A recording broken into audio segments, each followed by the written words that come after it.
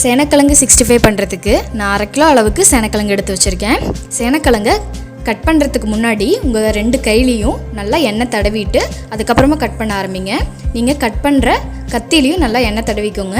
அப்படி இல்லைன்னா கட் பண்ணி முடித்ததுக்கப்புறம் உங்கள் கையெல்லாம் அரிக்க ஆரம்பிச்சிடும். நல்லா ஃபுல்லாக 2 கையிலையும் மணிக்கட்டு அளவுக்கு எண்ணெய் தடவிக்கோங்க. எந்த எண்ணெயாக இருந்தாலும் பரவாயில்ல.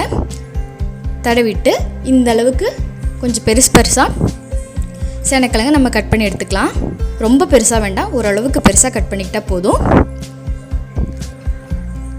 அடுத்து சேனக்கிழங்கு சாப்பிடும்போது நம்ம நாக்கெல்லாம் அரிக்க ஆரம்பிச்சிரும். அது அந்த மாதிரி அரிப்புத்தன்மை எடுக்கிறதுக்கு நம்ம என்ன பண்ணலான்னா, இப்போது ஒரு துண்டு புளியை நான் தண்ணியில் கரைச்சி வச்சுருக்கேன், ஊற வச்சு கரைச்சி வச்சுருக்கேன். அதை ஒரு பாத்திரத்தில் சேர்த்துக்கலாம். அப்புறம் அது கூட தேவையான அளவு தண்ணி சேர்த்துக்கலாம். அதாவது சேனக்கிழங்கை பொறுத்து. இதில் 1/4 ஸ்பூன் அளவுக்கு மஞ்சள் சேர்த்துக்கலாம். அப்புறம் கொஞ்சமாக உப்பு. இப்போ நம்ம கட் பண்ணி வச்சுருக்கிற சேனக்கிழங்கு சேர்த்துக்கலாம். சேர்த்துட்டு இதை நம்ம நல்லா கொதிக்க வைக்க போகிறோம்.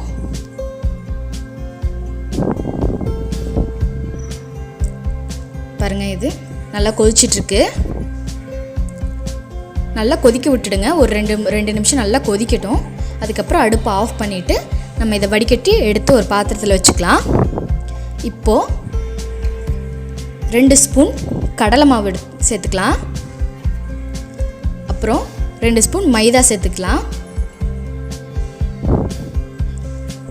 அப்புறம் 1 ஸ்பூன் கார்ன்ஃப்ளவர், 1 ஸ்பூன் அரிசி மாவு சேர்த்துக்கலாம். அப்புறம் 1.5 ஸ்பூன் மிளகாத்தூள்,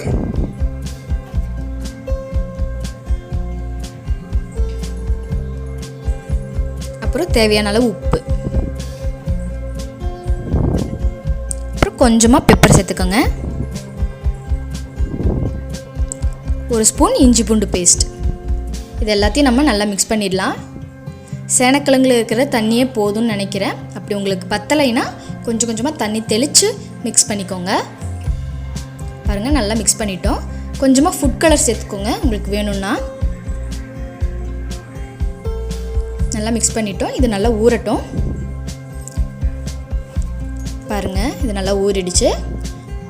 எண்ணெய் சூடானதும் நம்ம இதை ஃப்ரை பண்ணி எடுத்துடலாம். மீடியம் ஃப்ளேமில் ஒரு 5 நிமிஷம் வரைக்கும் நல்லா ஃப்ரை பண்ணி எடுத்துக்கோங்க. சேனக்கிழங்கு சரியாக வேகாமல் அதை நம்ம சாப்பிட்டாலும் நம்ம நாக்கெல்லாம் அரிக்க ஆரம்பிச்சிடும். அதனால் நல்லா வெந்ததுக்கப்புறம் நல்லா கிறிஸ்பி ஆகும் வெளியே. அந்த ஸ்டேஜ் வரைக்கும் நம்ம ஃப்ரை பண்ணிவிட்டு அதுக்கப்புறம் நம்ம எடுத்து வெளியே வச்சுக்கலாம்.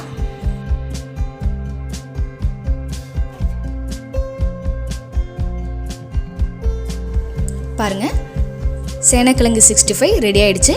கல்யாண வீட்லையெல்லாம் இந்த மாதிரி தான் பண்ணுவாங்க. ட்ரை பண்ணி பார்த்துட்டு எப்படி இருக்குன்னு சொல்லுங்கள். சேனக்கிழங்கு 65 எப்படி பண்ணுறதுன்னு பார்த்துட்டீங்க. உங்களுக்கு இந்த வீடியோ பிடிச்சிருந்துச்சுன்னா லைக் பண்ணுங்கள், ஷேர் பண்ணுங்கள், கமெண்ட் பண்ணுங்கள். அப்புறம் மறக்காமல் என்னோட சேனலை சப்ஸ்கிரைப் பண்ணிவிட்டு பக்கத்தில் இருக்கிற பெல் ஐக்கானை கிளிக் பண்ணுங்கள்.